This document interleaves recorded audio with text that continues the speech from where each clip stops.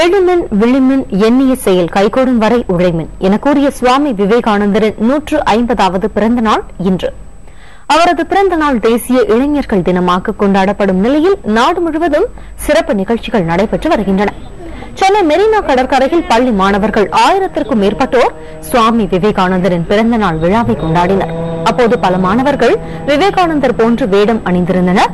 மேலும் உடற்பயிற்சி முறைகளை செய்து காட்டிய மாணவர்கள் விவேகானந்தரின் கருத்துக்களையும் வலியுறுத்தினர். மாணவ மாணவிகளின் நடன நிகழ்ச்சிகளும் நடைபெற்றன. பின்னர் மெரினா சாலையில் விழிப்புணர்வு பேரணியும் நடைபெற்றது.